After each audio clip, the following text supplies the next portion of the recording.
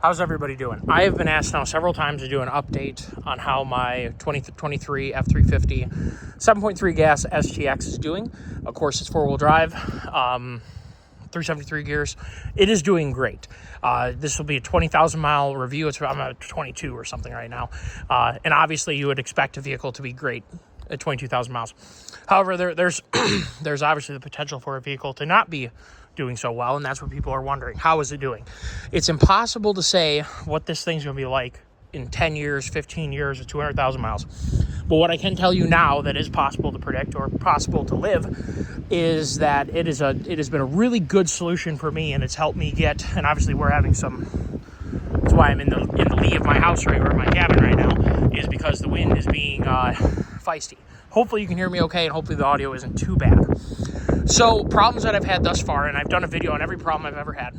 The rear axle got replaced at 10,000 miles because there was a manufacturing issue. My understanding is they forgot to clean out the chips inside of the axle after they built it, after they machined it, and put it together that way. There were still some chips, whether it be in the axle tubes, potentially, I don't know, they were somewhere, and that chewed up the pinion bearing and the ring gear, and all in all, it made a mess.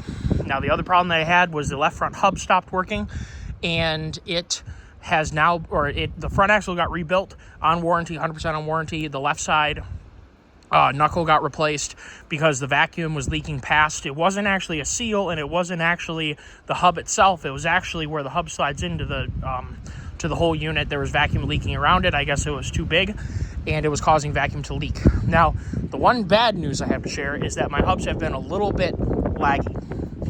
I wish Ford would go to electronic hubs. I absolutely appreciate and love that we still have our hub disconnects. It's one of the biggest reasons people buy Fords, is to know that they can go in and lock their axle in right now when they need it.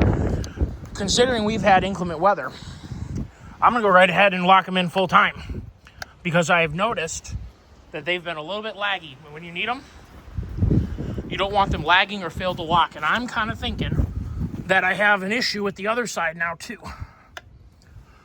where it is also potentially not machined correctly and I'm leaking vacuum. I just noticed it.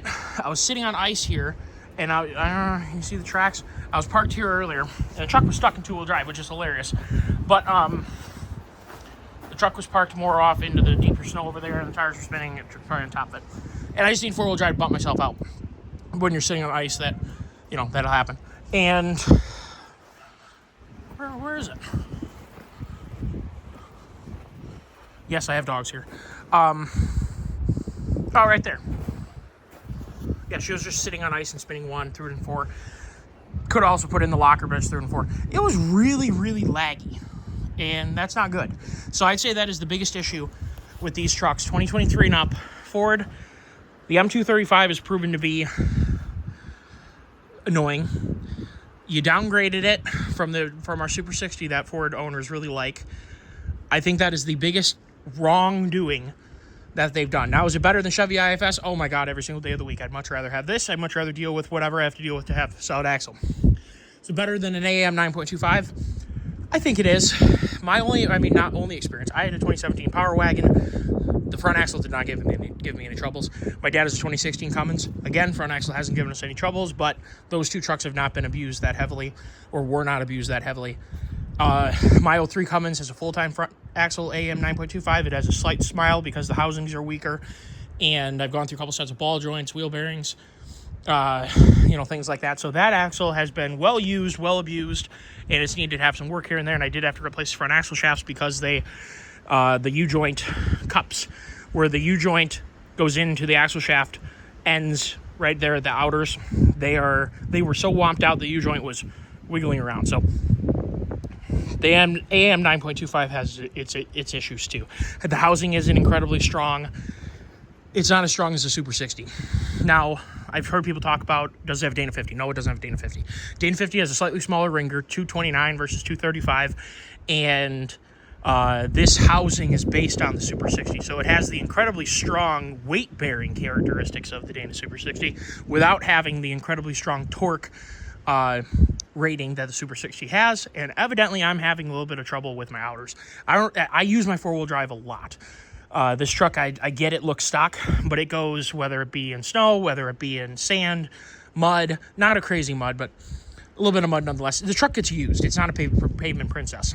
So I do use my four-wheel drive more than the average person, and I definitely put the truck in, even though I try to keep the body absolutely perfectly, put it in situations where perhaps it's four-wheel drive is being used a little bit more hard, and therefore you notice when an engagement doesn't happen as fast as you should, because instead of putting in four-wheel drive just because I'm going into a parking lot, I'm going in four-wheel drive because I'm driving down a back road and it's really deep and I'm going to go take snowmobiles out at a trailhead or whatever. So I do use this truck fairly hard, and I'm not happy with the front axle performance. I'm extremely happy with the rear axle performance, even though it had to be replaced. Those are the two minor caveats.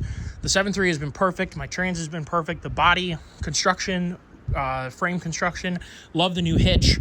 Those ears there, the safety chain ears that are 1,000 times better. I have tremor steps on this one, which again, I made a video on it, but not everyone has seen all the videos, so I'm gonna try and cover everything I can. The biggest reason I wanted to get this truck, I had a 6.7 powerstroke before this. It did nothing wrong. It was an extremely reliable truck. I was getting to be out of warranty. I was not willing to delete it because of the current climate of tuning. Delete tuning is, well, it's a bit like the prohibition. You don't know what you're getting, you don't know who's doing it, and it's illegal for you to do. Now, I think it's wrong. I don't agree with the EPA stance on it. I don't agree with the Clean Air Act stance on it. I don't agree with CARB's stance on any of this. I think that you're a private citizen. You own a private vehicle, and if you want to modify it, that's your choice. I am all for both right to repair and right to modify. I have no issues with that. And I don't think that diesel should be equipped with emission systems in the first place, because I don't believe that they are contributing any positive good, and all they are is unreliable, and they're actually extremely polluting. What comes out of a diesel exhaust, it may not have a high amount of NOx, CO2, CO, or hydrocarbons, because those are the four things that they really care about. But what it does is it puts out extremely poisonous gases that are only created at extremely high temperatures within the DPF.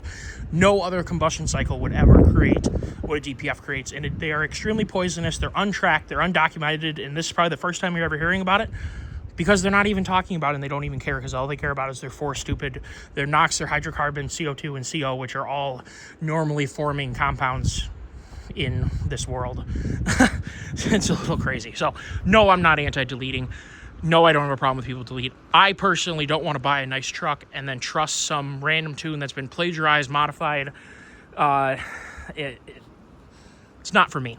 So when I was placed in that situation of, well, I've paid off my truck, I love my truck. I love my 2019 6.7. I had a Lariat Ultimate 6.7. That's what I started the page with, or the channel. I loved my 6.7. I do not love or relish the idea of getting some plagiarized tune. God only knows where it came from. I want to warn everyone to be extremely careful in the diesel aftermarket right now. The best and brightest minds that were part of the diesel tuning community are now no longer allowed to do delete tuning, or I mean, they've never been, but they were. And be extremely careful what you're buying, people, and go into it accepting that you may burn a trans or burn up a motor because you have a bad tune. That's all I'm going to say on that. Not trying to attack anyone. There very well may be an absolute genius who's tuning 6.7 Powerstrokes. There may be. And for you, awesome. But I want to warn everyone that there are plagiarizers. There are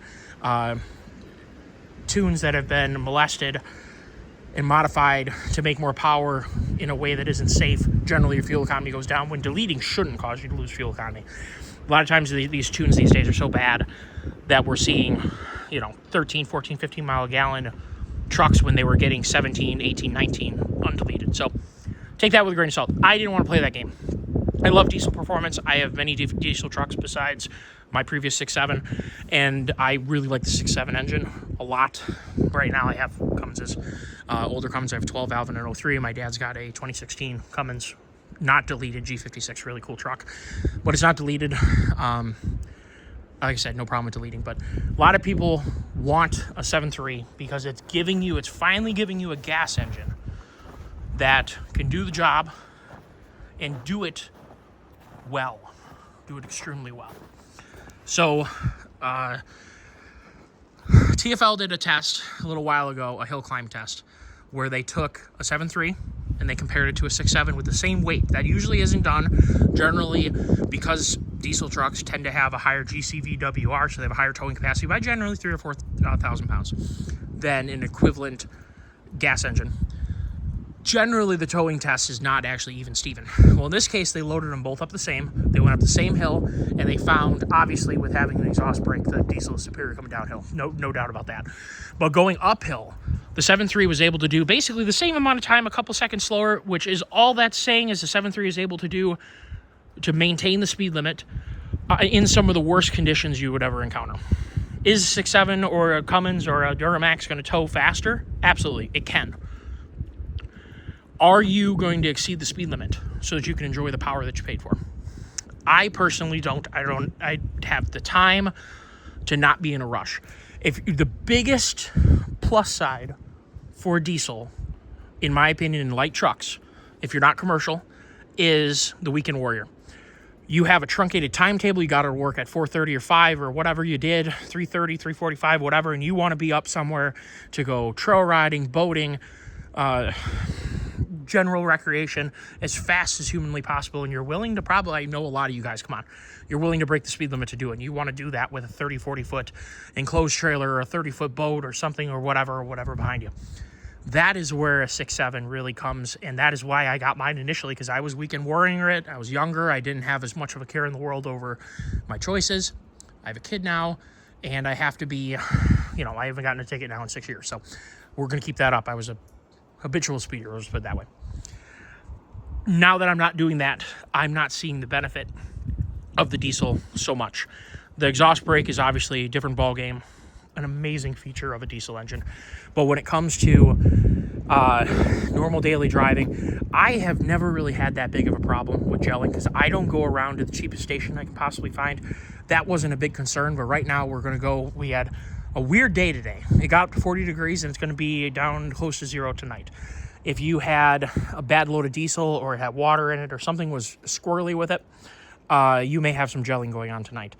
And especially if someone didn't put the right amount of anti-gel additive at the manufacturer of said diesel or the refinery or wherever they mix it. Not sure where exactly they mix it. You may have some problems. I know that I can fire this truck up and never have a care in the world because the gas likes to burn. So not that I really haven't had a high amount of gelling situations, but that's one thing you completely forget about when you have a gas truck. You're not going to have an issue starting unless you have a dead battery, in which case, obviously, it's something you need to service. And generally, that's as easy as putting a different battery in. Maybe jump starting it. Depends how bad the battery is. Sometimes the battery's so bad that it absorbs all the power, you can't jump start it. Anyway, I tow anywhere between, on the high end, 14 to 17,000 pounds with this in a conventional hitch. I don't own a gooseneck or a fifth wheel yet. I don't own a big gooseneck. I would like to at some point get a big gooseneck. This truck did not come with a gooseneck hitch. That is probably my biggest regret. If you're going to get a Super Duty, make sure that you get the gooseneck and fifth wheel prep. You already got it. You're done. You don't have to worry about it. Even if you don't use it, the next owner, it'll be a positive to them. For me, I wanted a lower trim truck, and I've said this in the other video, but again, I have to reiterate.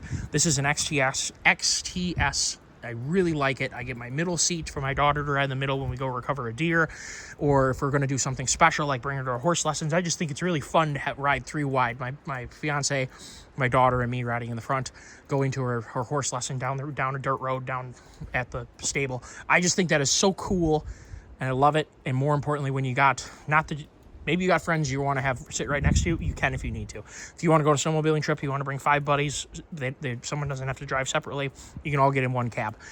This is a short bed. It works really well for me. I need this truck to do the jack of all trades. It needs to be able to park at Walmart, go get a pizza, and it also needs to hook up to a dump trailer and tow the Mini. I prefer to use trailers. I don't really want to put anything to bed. A long bed doesn't really do me a whole lot of good, especially not a single wheel long bed. So if you have a fifth wheel, if you're regularly towing a fifth wheel, then a long bed is definitely going to be what you may want to have to avoid having an issue having a toolbox and a fifth wheel in one truck. So what else do we got here? I get very good fuel economy, I would say, and we're probably talking 3 to 4 miles a gallon less than my 2019 6.7 in equal conditions. So my range is still very strong, which is important if you like to go on road trips, which I think a lot of people buying these trucks are probably weekend warriors wondering if they need to have weekend warriors or hardworking guys who are towing big stuff who don't know if they need to have a diesel or not.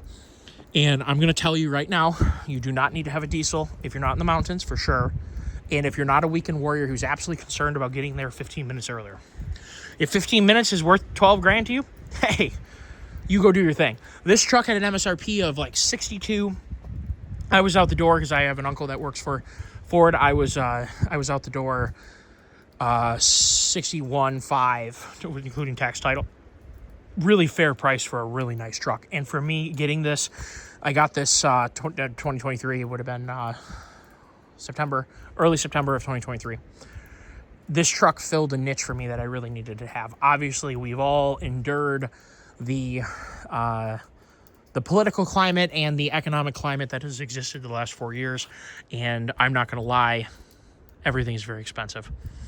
And it affects everyone, no matter how hard you work, no matter what your discipline is. When you're buying a lot of money in groceries and fuel and whatever that cuts into your budget to do other things.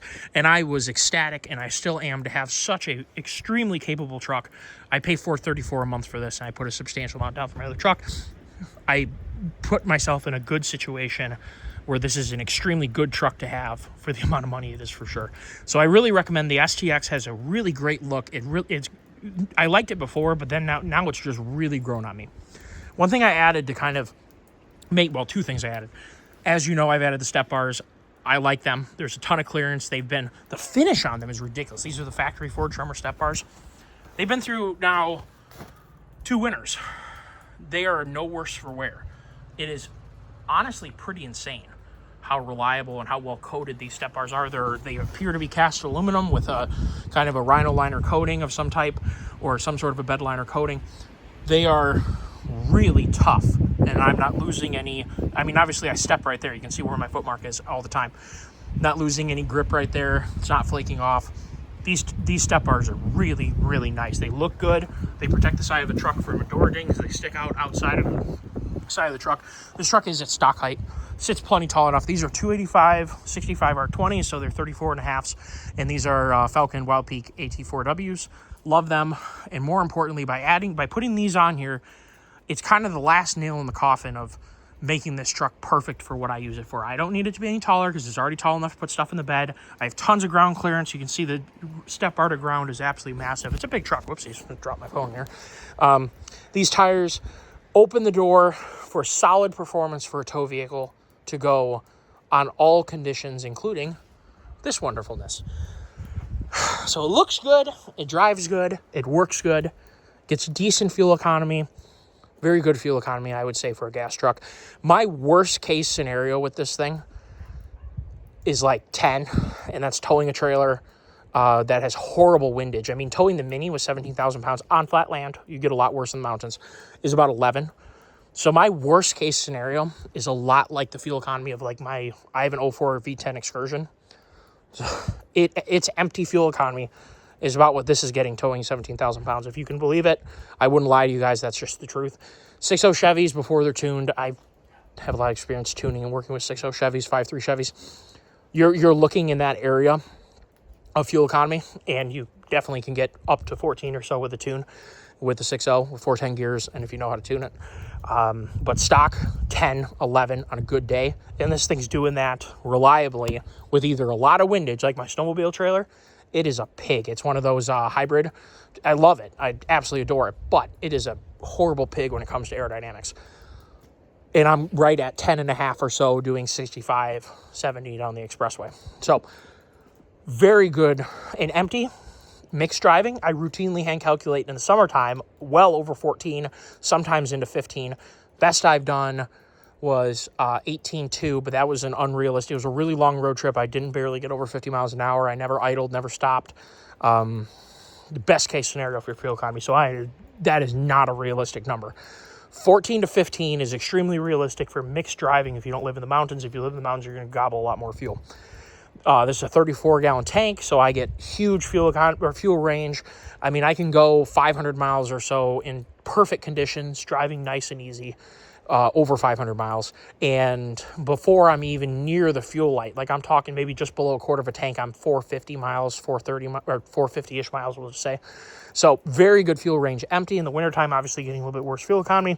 Still getting 13.5 or so empty in the ice cold. We've had it was cold. we had 5s, 10s, and obviously you burn a lot of fuel at that rate, but that rate, cold, dense air going in the motor, you're burning a lot of fuel. So 13.5 was what I was getting empty when I was ice cold like that. Heater works amazing, comes right up. Air conditioning works great. I do not have dynamic power steering, which I love. I hate I don't want to have anything extra. It's a work truck. The only thing I'd ask for extra on this is, first of all, like I already said, the Dana Super 60 and Hydro Boost. The only thing that they could do to make this better, besides that axle, put Hydro Boost on it, be perfect. Steering feels good. I like it heavier. It is definitely heavier when you don't have the dynamic or active assist or whatever the heck they call it. I would rather not have the extra goobity-ga of that, the variable ratio and all that stuff. I don't want that. It's a work truck. Bumpers are pretty strong. I unfortunately hit a turkey vulture, and you can barely tell I smoked turkey vulture is basically the size of a turkey. So you're hitting like a 30-pound bird at 55 mile an hour. I hit him right here, basically. And it only moved the bumper in slightly. And I don't want to talk about it. I don't even want to think about it. It annoys me, but it is what it is. You can probably tell it's just in just a smidgen, like a half inch. That really grinds my gears that happened, but it is what it is. So all in all, I have very positive things to say about this vehicle or this truck. It's been very good to me, and hopefully it's going to continue being good to me. Really love the 7.3. I can't wait to I need to make the bandwidth to put this engine into something with a car and something like a K5 Blazer or a Bronco, something small and nimble, four-wheel drive. I feel like this engine would really come alive in that atmosphere. This engine with a 6-speed in like a Mustang, oh my God, it would be or a Crown Vic, like I said before, Crown Vic swap one of these, oh my God, you'd have so much fun. So much torque down low, and I feel like there's more on the table if you were to just put a little bit of effort into a tune. I think that you can tune this, not a 23, but you can tune a 2020, 2022, and the Ford Power Pack I think is all tunable too. So that is definitely an option. You put the Whipple on. Lots of cool things could happen. This is my tow rig. I'd love to vacillate about putting Carly suspension and a supercharger and whatever. I can dream about it. Right now it's my work truck, and I need it to be ready to go on a moment's notice to go do family vacations, go up to my cabin, do work, do side jobs, have fun, all the good stuff. So I feel like my ownership experience is probably pretty applicable to a lot of people. If you're buying this truck for, this is going to sound really aggressive, a fashion statement, I'm not trying to be rude, but some people do. Some people are literally buying these literally just because they're cool, which they are. They're really cool. But, I don't really care about cool. I park in the back of the parking lot where nobody can see me. Like, I don't care about any of that. What I do care about is the truck is extremely stable with a lot of weight in it, a lot of weight behind it, and it works very well in inclement weather, works good off-road. If only the hubs weren't a little bit laggy, I haven't had any trouble with the axle itself, and it's pulled some heavy weight out. It's been four-wheel drive with a lot of weight behind it, getting trailers moving and things like that, backing them in through deep stuff, which puts a lot of load on the axle, front axle, especially when you're pushing with the front axle, when you're pushing in reverse. So the axle, just trust me, puts a lot of load on the gear set. This is a high pinion, so in reverse, you're putting a lot of load on the gear set.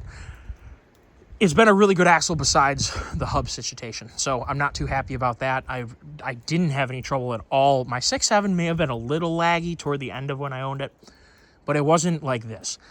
So I'm going to need to talk to my dealer, but I don't want to lose my truck in terms of any down. The whole reason of getting this is to not have downtime. I'm sure other people, you're busy. You don't want to deal with a dealership. You don't want to go sit in a lobby. You don't want to not have your truck, and you don't want to deal with getting maybe getting a complimentary rental vehicle, maybe if they give that to you. I do not like downtime, and the whole reason of having a nice truck is to not have downtime. So you just saw me twist the hubs in. That's going to be my solution with this inclement weather, and being that I'm in an area that's going to continue to get heavy snow over the next couple days. That way I don't have to even think about it. Having a lag going in the four-wheel drive could be the difference between you not getting hit or hit. If you get in a situation where you don't have enough traction to get yourself out of the way of something, like a sliding semi-truck or a sliding mail truck or something like that, and you can't get your truck to go in four-wheel drive, that's a safety issue. So I love having lockout hubs. I don't want to invest any money in this axle, especially because I still have warranty. I got a long warranty left. Let Ford deal with it. I'll get to that, and I'll keep you guys posted if I have another issue with that spindle assembly. That would be very annoying. The solution to this, if you're going to buy this truck, you're going to keep it for a long time, and you knew you weren't going to, in the best world, I'd love to put a Super 60 under this truck because I like it so much. I like Super 60. I trust it. I'd like to swap it, but it's not going to be right now. I don't want to put any money in the hubs, but you could just simply get a set of Warren hubs or mile marker or Yukon or whatever the heck you want to buy, and you would solve that, and you'd be just like I'm doing right now. You'd be locking them in full time, or you could unlock them, and you'd have the same result. So you could be annoyed at the vacuum system, or you can realize that the way it was shipped, as long as you got both left and right hubs, is that the end result is exactly the same as having manual hubs, because you get to turn them in. You don't have to worry about an actuator. You don't have to worry about, like in the Chevy and the Dodge situation, the passenger side axle shaft is cut in half, and it's got a little just like a manual trans has a shift dog and some a spline cut on either side, and it engages or disengages the right axle shaft. So the Chevy and the Dodge are still spinning the left of the axle full time. The Ford actually disconnects both sides, so it is a better system, and you don't have an axle shaft on the right, the passenger side, that is cut in half. I don't like that either. And on the AM 9.25 perspective, the axle housing is already weak, and then they make it even weaker with that. If you look up a picture of a CAD central axle disconnect axle, you can see the passenger side axle tube is segmented by a cast iron housing that CAD system bolts into. I don't like it. Not a good design. Much rather have this. So I will keep you guys posted on the hub that just started acting up today, and it prompted me to want to make a review video about it. I hope you enjoyed it. Some of the criticisms I got last time, and it's true, I got off on a tangent talking about 6.0 Chevys, which I duly love, or I deeply love 6.0 Chevys. And this engine answers all my wants and needs as a young man to have a 408-inch 6.0 Chevy, and that's what I was kind of getting at. I always wanted to take my 02 Chevy, build a 408, and have a higher torque 6.0, and we already have that here. We have it's obviously not LS based, but like when you look at the architecture of the Ford engine, they clearly looked at it an LS and said, hey, what's good about this? And we're going to roll with that. Except we have 445 cubic inches to work with, and that is awesome. Truck sounds good. It pulls good. Has tons of torque down low, tons of torque at idle. Good mid-range power. This engine has everything going for it. So, in other words, I still have very much a love affair for this truck. As some of you know, if you see my videos, I'm definitely a diesel enthusiast, but at the same time, I love gas engines. I love good performing gas engines, and we'll end this video on, this is a good performing gas engine. It's a gas engine worth your investment, worth your time, and it's worth, if you have anything breaking around it, or if you had that rear oil failure, where a rear cam lifter failure, it's worth dealing with. This truck is worth owning. That's kind of the takeaway from this video. So hopefully you enjoyed it. Everybody have a great day. Stay warm. Stay out of trouble. Don't hurt yourself on snowmobiles. Life's too short. Enjoy it, but don't make your life shorter trying to enjoy life. Take care, everyone.